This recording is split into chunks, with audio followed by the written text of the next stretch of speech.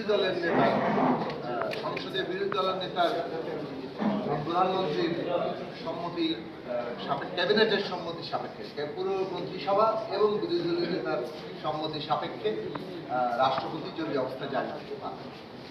আপনারা ইতিমধ্যে এই বিষয়ে জেনেছেন।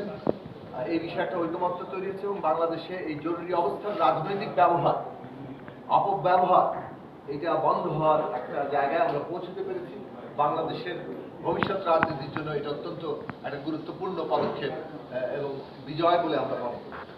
দ্বিতীয় জায়গা হচ্ছে প্রধান বিচারপতি নিয়োগ। দীর্ঘদিন ধরে আমরা বাংলাদেশে বিচার বিভাগের পৃথকীকরণ এবং তার স্বাধীনতা নিয়ে আন্দোলন করে যাচ্ছি এবং সেই ক্ষেত্রে বিচারক নিয়োগের নীতিমালা, বিচার বিভাগের অধীনে একটা স্বতন্ত্র সেক্রেটারিয়েট কিংবা সচিবালয় এবং প্রধান বিচারপতি নিয়োগের যে প্রসঙ্গ, এইসব বিষয়ে নানাভাবে যে আলাপ আলোচনা হয়েছে, ঐকমত্যের সবগুলি জায়গা ছিল।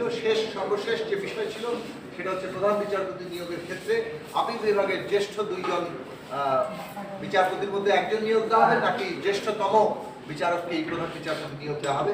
সে বিষয়ে আজকে যে সিদ্ধান্ত হয়েছে, সাধারণভাবে জ্যেষ্ঠতম ব্যক্তি আপিল বিভাগের তিনি প্রধান বিচারপতি হিসেবে নিয়োগ পাবেন